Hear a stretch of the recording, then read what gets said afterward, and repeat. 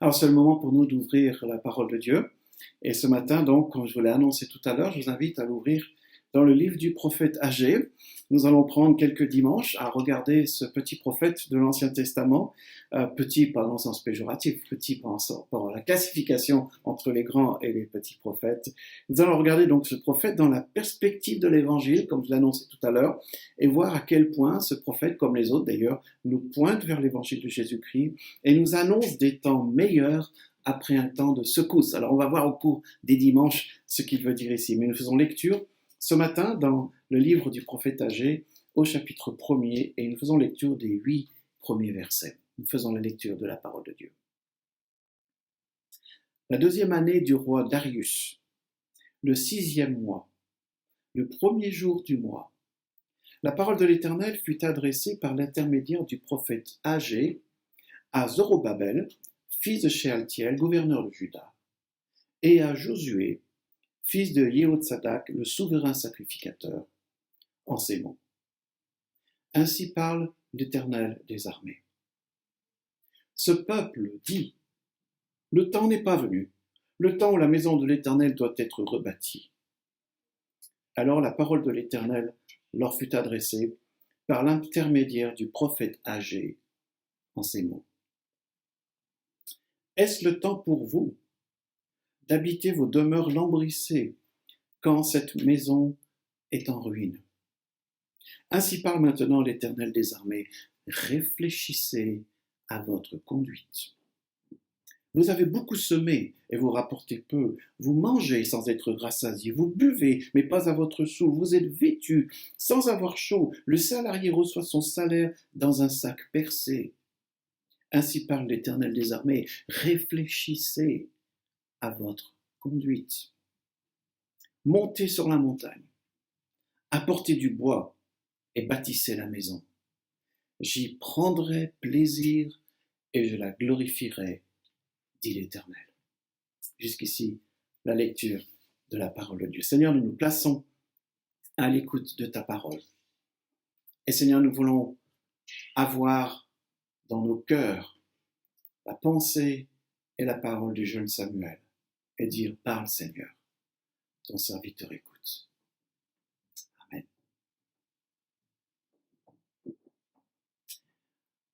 En début de culte, je vous ai proposé de mettre par écrit quelques pensées, quelques préoccupations, des choses qui pourraient être l'objet de notre attention et qui nous préoccupent au point de freiner notre élan envers le Seigneur ou envers l'avenir ici. Oui, il y a matière à être préoccupé, n'est-ce pas? Bien sûr, la crise sanitaire que nous vivons et les conséquences avec les doutes qui peuvent l'accompagner, les doutes du genre, même si les choses semblent aller mieux, pourrais-je devenir victime demain? Pourrais-je tomber malade?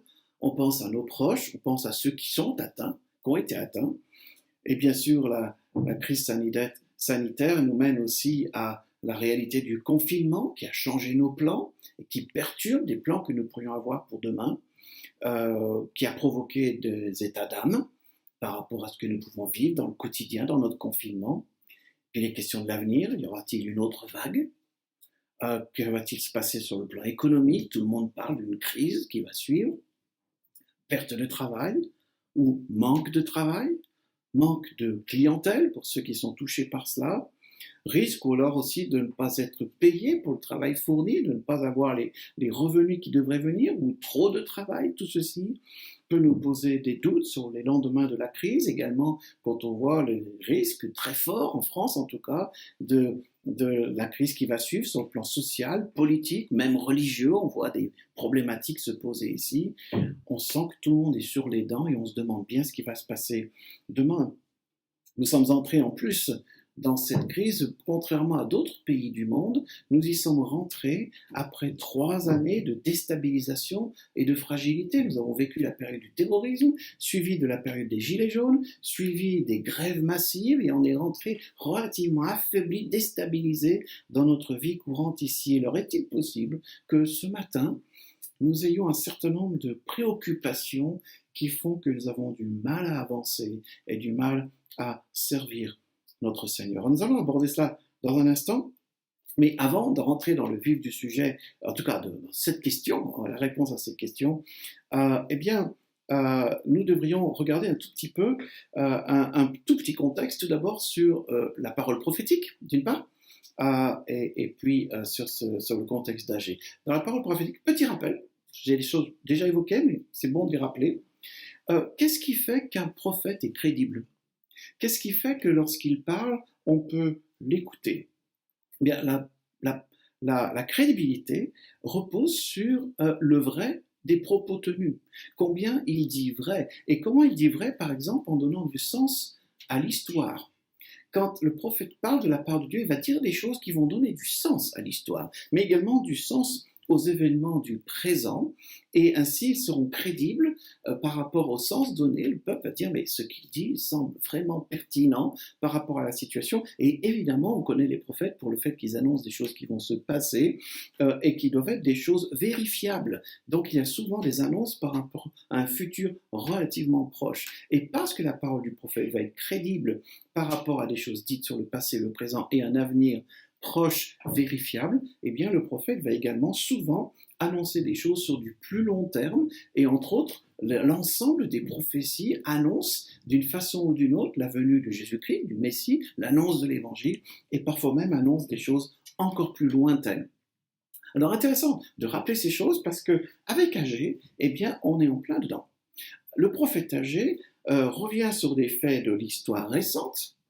Il donne du sens à des faits présents, et il annonce des choses étonnantes qui vont se réaliser et qui vont même pouvoir se vérifier dans les 4 années qui suivent. Au bout de 4 ans, ce qui a été annoncé va se réaliser. Donc il y aura de quoi vérifier les choses, et il va y avoir des choses qu'il va dire sur des choses non encore accomplies. Alors nous avons avec Agé un joli programme, et je vous invite à le découvrir dimanche après dimanche et à commencer tout de suite. Et posons ou rappelons-nous le contexte dans lequel le prophète Agé parle. Ce livre, en fait, est très précis sur son contexte. Ce n'est pas toujours le cas, mais ici, il est extrêmement précis. Il nous donne même des dates précises, puisque nous sommes dans la fin de l'été, c'est-à-dire fin août, début septembre, de l'an 520 avant Jésus-Christ. C'est-à-dire, pour nous placer un peu dans l'histoire, et pour nous placer par rapport au message que j'ai donné il y a 15 jours, eh bien, nous sommes précisément 66 ans après la destruction du temple de Jérusalem. On est là 66 ans après la destruction du temple de Jérusalem. Rappelons-nous qu'il y a eu un premier retour de l'exil en Babylone, qu'une partie du peuple d'Israël est revenue, et c'était en l'an 538 avant Jésus-Christ. C'est un retour assez maigre. La plupart des Israélites qui étaient en Babylone, qui y résidaient, ont décidé d'y rester. Ils s'y trouvaient bien. Ils n'avaient pas trop envie de repartir, de quitter ce qu'ils avaient finalement acquis pour aller reconstruire qui sait quoi. Mais une poignée va partir. Et la situation de ceux qui sont revenus à Jérusalem, eh bien, c'est qu'ils vont revenir avec de gros moyens mis à leur disposition par Cyrus, le roi des Perses, celui qui a succédé à Nebuchadnezzar, quelques guerres au passage, mais celui qui a renversé les choses, qu'on avait annoncé, souvenez-vous encore, il y a 2 semaines en arrière. Et il va se passer ceci. Il va y avoir donc le projet de la reconstruction du temple, et dans un premier temps, eh bien, le peuple d'Israël va reconstruire l'autel. Première chose qui va être faite, c'est de reconstruire l'autel. Dans un deuxième temps, eh bien, on va reprendre les sacrifices. L'autel étant là, les sacrifices vont être à nouveau célébrés. Dans un troisième temps, et rapidement après cela, il va y avoir une très forte opposition du monde des Samaritains qui était présent ici. Et on voit que ce sera présent pendant longtemps, puisque même du temps de Néhémie, il y avait encore une présence des Samaritains très forte, et on comprend un peu mieux pourquoi il y avait une telle hostilité dans les temps des évangiles entre les Samaritains et les Juifs ici. Et donc, après que l'autel soit reconstruit, que les sacrifices soient repris, et vu cette opposition des Samaritains, il va y avoir un arrêt des travaux. Nous sommes en 538 avant Jésus-Christ. Ce qui fait qu'au moment où Agé intervient, par le prophète ici, eh bien, cela fait 18 ans que rien n'a bougé. La situation que nous ouvrons maintenant ce matin, c'est que depuis 18 ans, rien n'a bougé. Et au moment où nous trouvons, on ne peut pas dire que les choses soient fantastiques, que les choses soient formidables. Nous lisons, verset 6, vous avez beaucoup semé, mais vous rapportez peu. Vous mangez sans être rassasiés. Vous buvez, mais pas à votre soûl. Vous êtes vêtus sans avoir chaud. Le salarié reçoit son salaire dans un sac percé. Les temps n'ont pas l'air d'aller vraiment bien sur le plan économique, ni sur le plan politique. L'opposition des Samaritains est toujours là. Le roi des Perses, c'est devenu Darius maintenant, dominant la région, n'est pas forcément au courant de la situation et il ne se sent pas forcément un allié ici. Et le peuple est dans une sorte de statu quo et semble s'en contenter. Et voilà dans quel contexte Dieu parle. Dieu fait parvenir sa parole, nous dit le texte, à Zorobabel, à Josué et à tout le peuple. Et là, deux petites remarques par rapport à déjà cette situation ici. Si nous devions voir ou regarder un peu, si nous devions faire un tableau, si nous devions faire une photographie panoramique des personnes impliquées ici, nous avons Agé, le prophète, Zorobabel, le gouverneur, Josué, le sacrificateur, et l'ensemble du peuple qui est là. Je crois que la première remarque qui s'impose ici, c'est de dire qu'aucun de tous ces personnages n'est là au hasard. Ils ont tous ici une raison d'être. Et une raison d'être que nous croyons vient de la providence divine. Dieu a fait en sorte que le gouverneur soit là.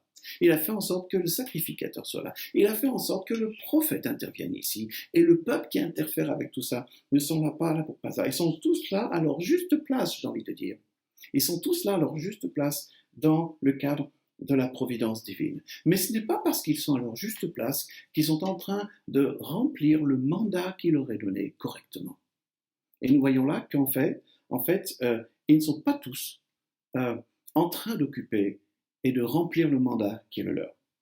Alors Agé, en tant que prophète, porte-parole de Dieu, lui, semble être tout à fait à sa place. Il a reçu ces paroles du Seigneur et il vient les donner, il remplit son mandat. Lui, il est à sa place, en train de faire la bonne chose. Par contre, Zorobabel, en tant que gouverneur, mis en place par le roi, de descendance davidique, c'est pas inintéressant de savoir que le gouverneur en place a du sang de David qui lui coule dans les veines. Il occupe un siège d'autorité sociopolitique, il est là pour remplir un rôle d'autorité, un rôle de conducteur du peuple. Il est donc à sa place, mais il commet des erreurs. Et il n'est pas en ligne avec le rôle qu'il doit jouer, entre autres par rapport au mandat que Dieu lui a donné de remplir ici. Donc lui va être quelqu'un qui est en place dans la providence de Dieu, mais pas à sa place dans le sens fonction, ne fait pas les choses qu'il devrait faire ici. Et puis nous avons Josué, qui est un peu dans une situation similaire. Il est là en place comme sacrificateur, il est là par la providence divine, mais il ne remplit pas forcément le rôle qu'il devrait jouer là. Et relevons aussi, toujours dans cette remarque, que le rapport du peuple avec ses dirigeants, que ce soit des dirigeants religieux, sacrificateurs ou sociopolitiques, le gouverneur, voire même vis-à-vis du prophète, on sent que le peuple ici, la position du peuple est étroitement liée à ses dirigeants, puis c'est d'ailleurs toujours le cas. Il y a un lien entre ceux qui nous représentent et ceux que nous sommes ici, et en fait, nous pouvons voir que les manquements des uns entraînent des responsabilités sur les autres. Le manque de responsabilité entraîne des manquements. Les deux vont ensemble, et en fait, que ce soit les manquements du peuple vont avoir un enjeu sur les dirigeants, et les manquements des dirigeants vont avoir un rôle à jouer sur le peuple, et ainsi de suite. Et ça me mène à ma deuxième petite remarque ici, par rapport à cette introduction du prophète Agé ici. Relevons l'ordre des choses.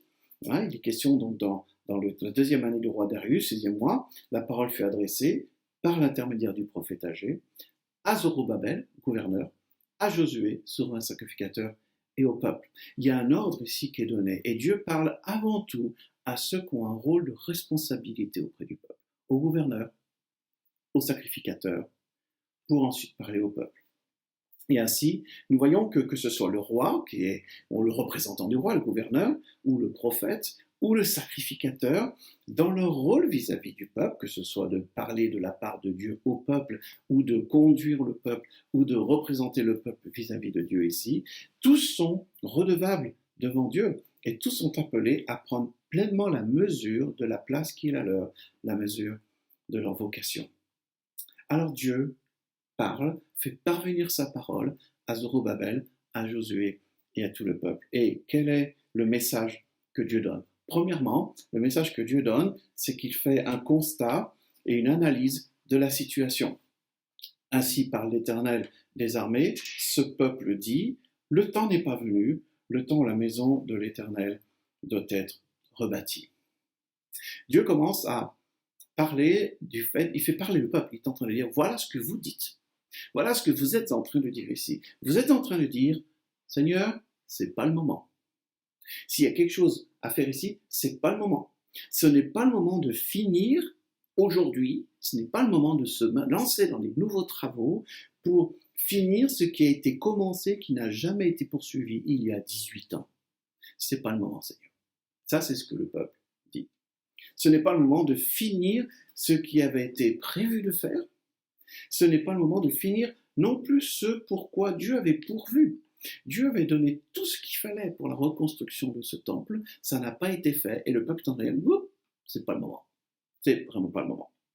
Et en plus, on pourrait imaginer s'il y avait eu une sorte de réunion, une sorte d'assemblée générale, ou d'élection du style votation à la Suisse, où on demande l'avis du peuple ici, eh bien, je pense que le peuple aurait dit, écoutez, oui, en effet, on doit constater qu'il y a des choses qui n'ont pas été faites, dans les temps, mais franchement, regardez la situation dans laquelle aujourd'hui.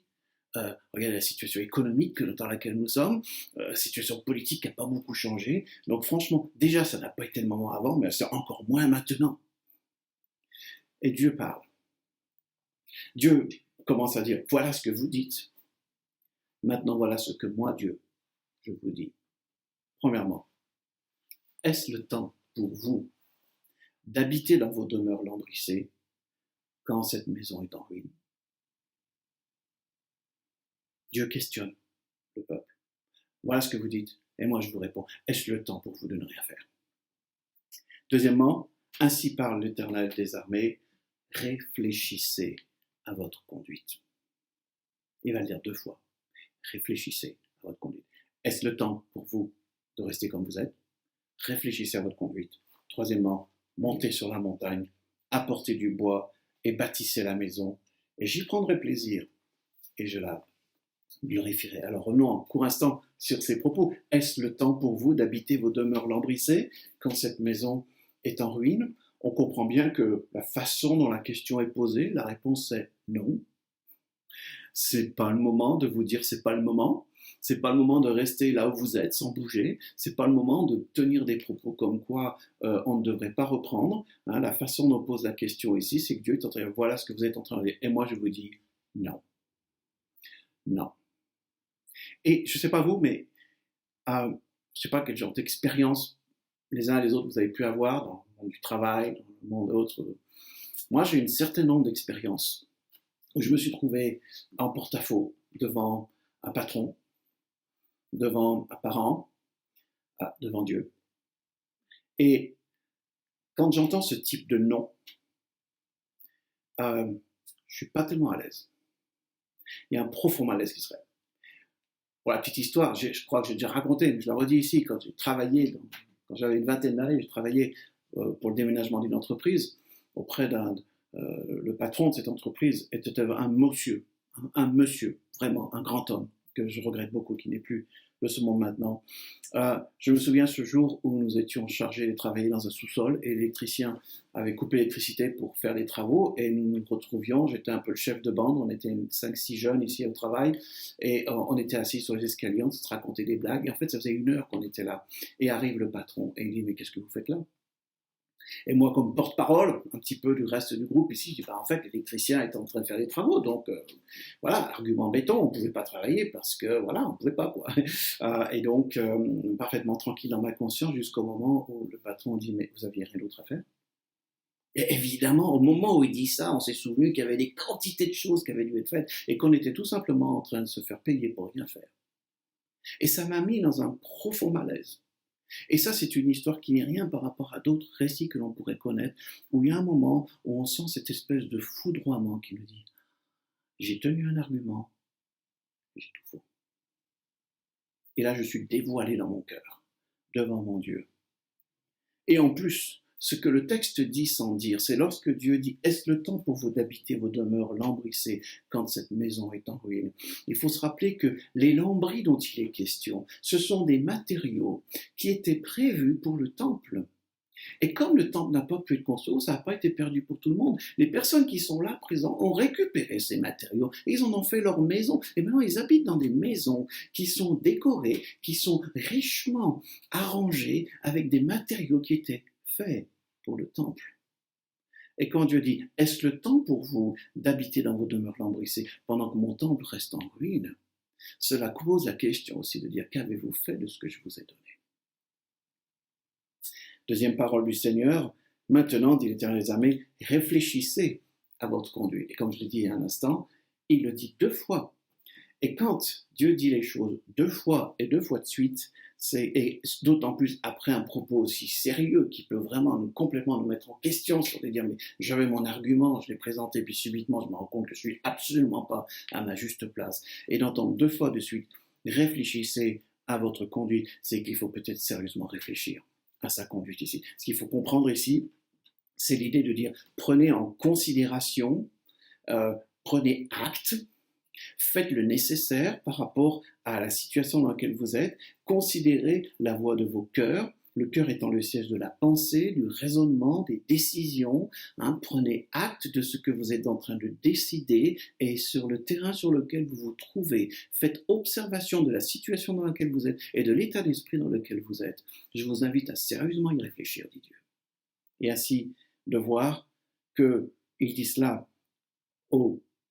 par son porte-parole, au gouverneur, au sacrificateur et au peuple. Ne devriez-vous pas revenir sur vos pensées?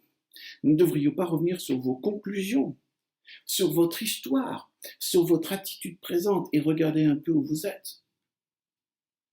Est-ce le temps pour vous d'habiter vos demeures lambrissées quand cette maison est en ruine? Réfléchissez à cela un instant. Ainsi parle l'Éternel. Réfléchissez à votre conduite. Vous avez beaucoup semé, vous avez rapporté peu, vous mangez sans être rassasié, vous buvez pas à votre sou, vous êtes vêtu sans avoir chaud, vous êtes salarié et c'est comme si c'était un sac percé. Alors, dit l'Éternel des armées, réfléchissez à votre conduite. Alors, est-ce le temps? Réfléchissez. Et troisièmement, montez sur la montagne, apportez du bois, bâtissez la maison. J'y prendrai plaisir et je la glorifierai. J'aimerais juste relever quelque chose ici. Le propos de Dieu n'est pas vous avez manqué la cible, ça fait 18 ans que je vous ai donné un travail à faire, vous ne l'avez pas fait, trop tard. Non, ce n'est pas ce que Dieu dit. Ce que Dieu ne dit pas non plus, il ne dit pas, dites donc les matériaux là, qui devaient servir pour le temple, qui sont dans vos maisons. Alors maintenant, vous allez me raser vos maisons, vous allez reconstruire le temple. Ce n'est pas ce que Dieu dit non plus. C'est intéressant de le relever. Dieu ne vient pas en train de dire c'est trop tard. Dieu ne vient pas en train de dire cassez ce que vous avez, même si vous avez eu tort de le faire comme ça. Le propos de Dieu n'est pas non plus de dire ah oui, en effet, c'est vrai, ce que vous me dites c'est intéressant, c'est peut-être pas le bon moment. Bon ben écoutez, on va attendre un meilleur moment. Non, ce n'est pas ce que dit Dieu. Ce n'est pas ce que dit Dieu. Son propos est de prendre conscience que si les choses ne vont pas si bien, c'est peut-être lié à des circonstances qui les mènent au temps où ils sont maintenant. Autre façon de le dire, réfléchissez. Si actuellement vous vivez un temps qui vous oblige à réfléchir, parce que les choses ne vont pas aussi bien que vous l'aviez planifié, aussi bien que vous l'auriez voulu, eh bien, posez-vous la question et réfléchissez que c'est peut-être aussi lié au fait que c'est parce que vous n'avez pas fait ce que vous deviez faire. Et c'est le moment que je prends pour vous arrêter, pour vous donner de réfléchir. Ce n'est pas toujours le cas, il n'y a pas toujours une cause à effet parce que les choses vont mal, qu'il y a quelque chose qui... attention, ne prenons pas non plus les paroles de jugement, comme ça pour dire à chaque fois qu'il arrive quelque chose, c'est qu'on a fait un pas de travers, c'est pas forcément ça que la Bible dit, mais en tout cas ici, c'est clairement le cas. Ici, Dieu dit clairement, réfléchissez, regardez la situation et posez-vous la question. Vous avez des circonstances défavorables, vous avez des préoccupations qui sont de vraies préoccupations, qui sont tout à fait correctes, eh bien, réfléchissez en connaissance de cause. Et, quoi qu'il arrive, montez sur la montagne. Apportez du bois. Bâtissez la maison. Et j'y prendrai plaisir. Et je la glorifierai. Petit détail. Montez sur la montagne. C'est la montagne sur laquelle était le temple. Cette montagne porte un nom dans la Bible. La montagne de la Moria. C'est une montagne où il s'est passé beaucoup de choses dans l'histoire du peuple d'Israël. Et c'est une montagne où il y avait le temple qui a été détruit. Et Dieu dit, montez sur la montagne. C'est sur cette montagne, entre autres, que Abraham a pris son fils Isaac. Abraham, homme de foi. Abraham, un homme allant de l'avant, prêt à tout perdre pour suivre Dieu, pour être fidèle à la parole de Dieu, même prêt à perdre son fils, son l'unique héritier de la promesse. Cette montagne sur laquelle il vint rendre un culte à Dieu en portant le bois du sacrifice. Et on connaît l'histoire où il apporte le bois sur la montagne, sauf que ce bois-là, c'était pour faire un feu, pour y faire un sacrifice. Et nous voyons à quel point ce récit qui se passe sur la montagne de Moria nous pointe vers Jésus-Christ, où Dieu donne son Fils en sacrifice. C'est sur cette montagne que Salomon a bâti le temple. C'est cette montagne qui est le symbole de l'œuvre de Dieu, marquant sa présence au milieu de son peuple, un lieu de communion, un lieu de sacrifice pour le pardon des péchés, un lieu pour le rassemblement, même le rassemblement des nations, un lieu de culte, un lieu de promesse, un lieu qui est représenté par Jésus dans tous les aspects qui sont représentés ici, quand il dit « détruisez ce temple et en 3 jours je le rebâtirai ». Jésus-Christ rassemble sur lui tout ceci, y compris le fait qu'il est le Fils sacrifié et qu'il est le lieu de la rencontre ici. Façon de dire, montez sur la montagne, revenez là où je vous attends. Je veux vous rencontrer. Et je veux vous rencontrer parce que l'avenir n'est pas terminé. Parce que l'avenir a besoin d'être encore reconstruit. C'est un avenir glorieux. C'est un avenir qui va se vivre, dont ils vont être les témoins de leur propre vécu dans les 4 années qui suivent. Ils vont voir les choses qui vont se passer ici. Un avenir qui va culminer en Jésus-Christ. On va voir l'annonce qui est faite de l'avenir de Jésus-Christ. Et un avenir qui se construit encore. Alors, vous dites, selon vos circonstances, à cause de vos préoccupations, et elles sont réelles, que ce n'est pas le moment. Dieu parle, par son prophète Agé. Dieu parle. Dieu questionne les conclusions hâtives des hommes. Dieu questionne nos conclusions hâtives. Dieu nous interpelle à réfléchir, à évaluer nos pensées, là même où nous marchons, là même où nous nous trouvons dans la providence divine. Et Dieu nous appelle à le retrouver sur sa montagne. Et nous invite à nous retrouver au lieu de son choix, là où Christ nous attend. Et non pas d'y apporter du bois pour le sacrifice, ce mot, je ne me suis pas arrêté dessus, mais c'est à la fois un mot qui traduit par arbre, par lambris, par matériaux de construction, par matériaux d'art ou par bois qui peut être brûlé ici. Je crois qu'il nous invite non pas pour apporter le bois du sacrifice, il a déjà pourvu à cela, mais il nous apporte pour apporter du bois, pour servir, pour embellir son temple, le bois de nos vies, le bois de nos maisons, le bois de nos cœurs, le bois de notre service. Alors en conclusion, j'aimerais simplement vous proposer une petite observation. Et puis les semaines qui viennent, on ira plus loin dans ce texte d'Agé ici. Nous avons évoqué ce matin le fait que Dieu visite son peuple par la voix de son prophète, Agé, qui parle au nom du Seigneur et qui parle au gouverneur qui conduit le peuple et au sacrificateur qui représente le peuple ici. Clairement, le peuple et son leadership est repris et mérite d'être repris. Il était temps pour le peuple de se ressaisir, de se réveiller et de reprendre en main la situation et la mission qui lui avait été confiée ici. Et il y avait de fortes raisons d'être ébranlé. Et on pourrait dire, Dieu aurait pu très bien tenir un message dur, et le message était dur, et restait très dur. Or, ma petite observation va dans le sens dans ce que j'annonçais tout à l'heure, c'est qu'il y a quelque chose d'excellent en perspective, il y a quelque chose de très beau en perspective derrière tout cela. Eh bien, mon observation est en ceci. Agé, le prophète Agé, porte le nom d'Agé. Et le nom dans les temps bibliques a toujours du sens. Et très souvent, le sens donné au nom de quelqu'un a du sens dans la mission de ce qu'il va faire. Je vous donne en mille ce que veut dire le nom Agé. Ça veut dire joie hilarante. Le porte-parole de Dieu est nommé porteur de joie, porteur d'une joie hilarante. C'est celui qui est amené à dire des choses difficiles, mais dans une perspective fabuleuse. Et voilà le porte-parole de Dieu qui est un porteur de joie. L'autre observation, c'est Josué. Josué, le sacrificateur, celui qui représente le peuple auprès de Dieu. Josué, dont on sait que le sens veut dire sauveur. Josué porte une histoire lui aussi, et une histoire qui est tout à fait fondamentale à saisir dans la perspective de ce qui va se passer ici. Josué connaît ce que veut dire le mot grâce. Et voici qu'est-ce qui nous fait dire que Josué connaît ce que veut dire le mot grâce. Nous trouvons dans le prophète Zacharie, au chapitre 3. Alors, est-ce que ce récit est avant, pendant, après, je ne sais pas, mais le contexte est là. Le contexte est là et c'est le même personnage.